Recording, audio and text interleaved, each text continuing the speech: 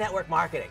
Why? Simply this, because network marketing, I've become completely convinced, is a fundamentally more correct, more valid, more honorable method of doing business than any other way. I believe that network marketing, when those principles are properly applied, is the best way to move products to end-line users. I believe it's the best way to generate income, and I have proven, along with a handful of others, that it is the very best way to live. But I remember so many years ago, when I was first introduced to the concept, I didn't have those same convictions. Let me quickly explain to you why network marketing. I was posed this series of questions a number of years back. A gentleman named Craig said, "Randy, on whose efforts do you get paid?" And I would ask you that same thing now. On whose efforts do you get paid? At the time I was a stockbroker, and I said, well, of course, my own. And then Craig did for me a great favor. He opened up a monthly commission report. It was about 1 3/4 inches thick. He thumbed through it like a deck of cards. And he said, "Randy, this is my group. There are 64,000 people here. Anytime any of them produce anything, I make a little bit of money."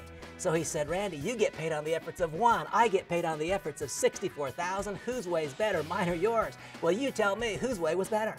His way was better. That was clear. It was obvious. I didn't know how he had done it. I didn't know if I could do it, but his way was better. Now, I have to tell you that over the years, my thoughts have evolved. Today, the idea of being financially rewarded as a result of other people's efforts has lost its intrigue. However, here's a more highly evolved thought. The idea of being rewarded as a result of other people's successes, personally and financially, that to me has become an extraordinarily compelling thought. The idea to be paid as the result of the successes of many. That's the first reason to be involved in network marketing. Second, I'm going to teach you something now that took me years to understand. So often I'll hear this question, "Randy, if the product is so good, if Montevi's product is so good, if these other network marketing companies' products are so good, why are they sold in network marketing? Why are they not sold in health food stores?" And here is the reason. There is something about the method of distribution itself which creates a more loyal consumer than any other method of distribution. Just that simple. When a person walks into a health food store and they buy a product, they buy a price. And if next month when the product's out, they go in and some other label is at a lower price, they buy the price.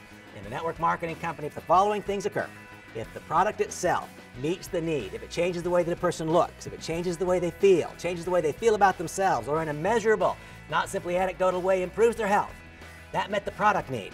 Now if the organization meets its need, and what is that? If the participant develops new skills, they develop new confidence, new self-esteem, new self-worth, and step number 3, if they become in a meaningful way profitable, that creates a more loyal consumer than any other method of distribution. Why network marketing? First, the real, legitimate, true, proven possibility of being rewarded financially as a result of the broad-based successes of others.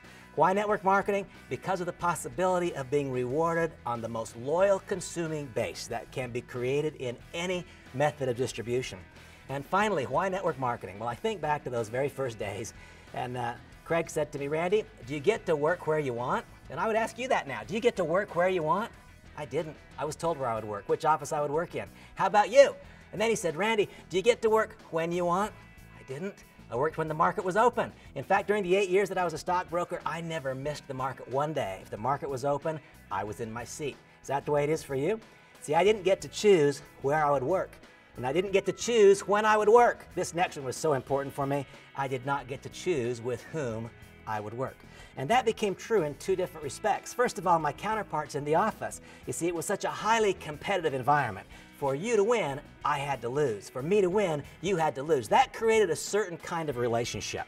And it was more of a conflict than it was a relationship. Remember what I said earlier? Today, my life is about predicating my success on the successes of others. That's a life-changing experience. That's a different world. That provokes different relationships. Well, today, things have changed. Today, I do get to choose where I will work. Do you? Today, I do get to choose with whom I will work. Do you? Today, I do get to choose when I will work. Do you? And here's the big one. All those years ago, Craig said to me, "Well, Randy, do you get to choose if you'll work?" What do you mean, do I get to choose if I will work? He said, "Have you won the race?